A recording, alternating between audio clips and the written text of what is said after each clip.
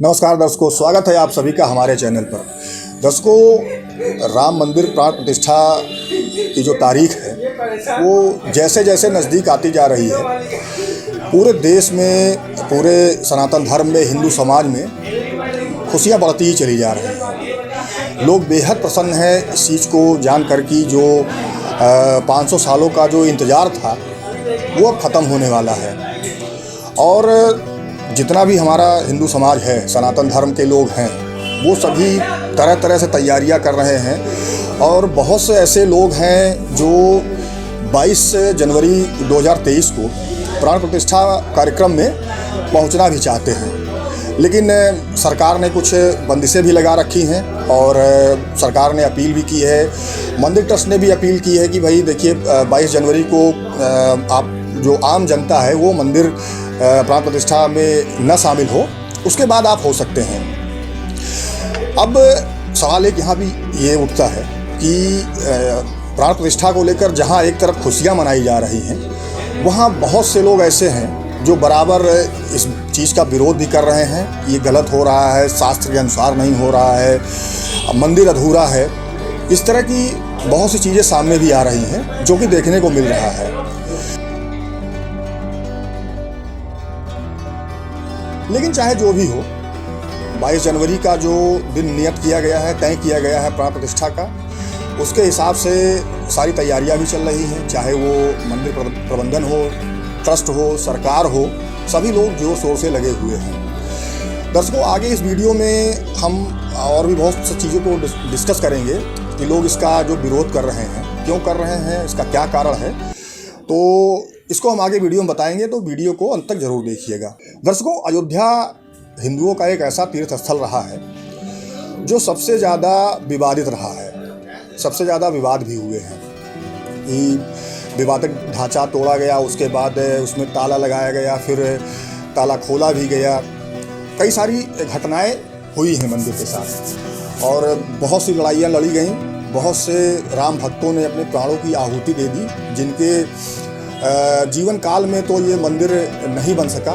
लेकिन हम लोग बेहद ही भाग्यशाली लोग हैं जो कि 500 सालों का जो इंतज़ार था वो हम लोगों के सामने आके अब ख़त्म हो रहा है। यानी कि मंदिर भगवान राम, मर्यादा पुरुषोत्तम भगवान श्री राम की प्राण प्रतिष्ठा का दिन नज़दीक आ रहा है। सरकार हो चाहे मंदिर प्रबंधन कमेटी हो, बहुत ही ज़ोर शोर से तैयारियों पे लगी हुई है। देश विदेश से भी लोग आ रहे हैं और भारत से भी बड़े बड़े लोग, बड़े बड़े संत महात्मा भी पधार रहे हैं।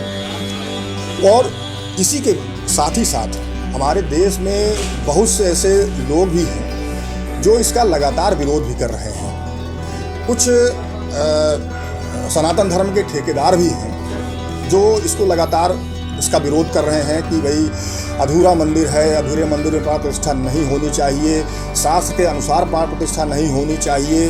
तो इस तरह की बातें भी सामने आ रही हैं और लोग बेहद नाराज़ हैं। नाराज़गी देखिए सबसे ज़्यादा क्यों है कि इसमें जो माननीय प्रधानमंत्री द्वारा इसका प्राण प्रतिष्ठा का पूजन किया जाएगा, इसको लेकर थोड़ी नाराज़गी ज़्यादा है, जिसको लेकर विरोध बहुत ज़ोर शोर से हो रहा है।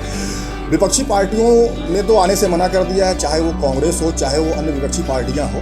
और कांग्रेस द्वारा भी बराबर ये आरोप लगाया जा रहा है कि भाजपा इसका राजनीतिकरण कर रही है और ये आरएसएस का कार्यक्रम है।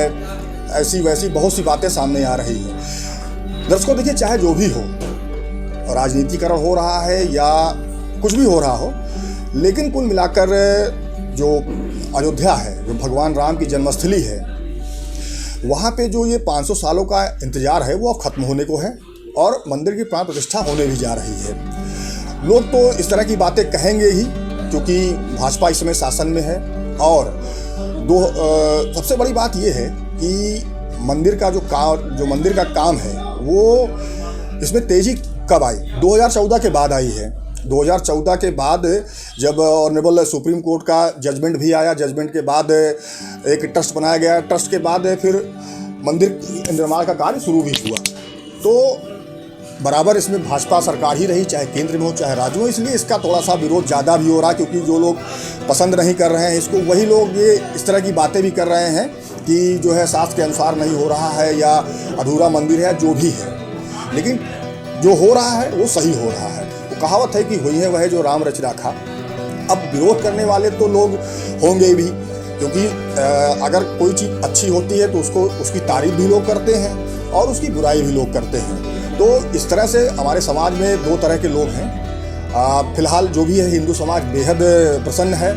और एक चीज़ और बता दें दर्शकों की, लगभग 28 से 32 साल भगवान रामलला टेंट में रहे हैं, चाहे गर्मी हो, चाहे जाड़ा हो, चाहे बरसात हो। इस समय ठंड पड़ रही है, हम लोग सब अपने घरों में हीटर जलाए हैं, ब्लोअर चला के बैठते हैं, लेकिन भगवान राम ये जितने वर्ष टेंट में रहे हैं, 28 से लेकर 32 वर्ष तक का जो रिकॉर्ड मिलता है कि भगवान राम टेंट में रहे हैं, तो उन्होंने बहुत से ऐसे मौसम झेले हैं। दर्शकों, जिस मूर्ति की प्राण प्रतिष्ठा कर दी जाती है उसमें ये माना जाता है कि उसमें जीव आ गया है, यानी कि वो सजीव हो जाती है। अब ऐसे में भगवान रामलला सोचिए कि चाहे गर्मी, बरसात, जाड़ा सब में रहे और टेंट में रहे।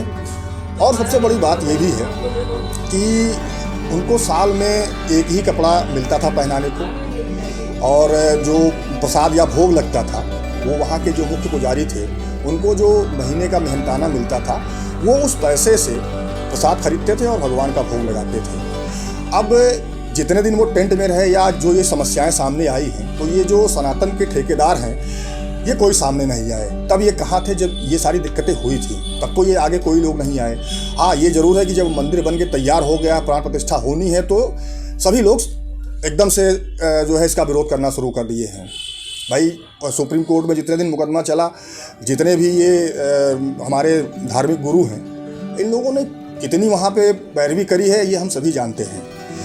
लेकिन चाहे जो भी हो, चूँकि 22 जनवरी का दिन नियत कर दिया गया है, चाहे कोई कितना भी विरोध करे, और मंदिर की प्राण प्रतिष्ठा होके रहेगी।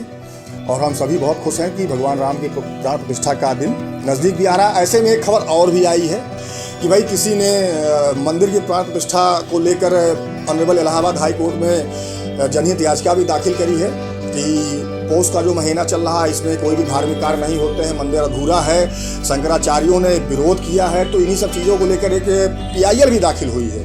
अब देखना ये है कि इसमें आगे क्या होता है। फिलहाल जो तिथि नियत है भगवान राम की कृपा से उस दिन प्राण प्रतिष्ठा होके रहेगी। जय श्री राम।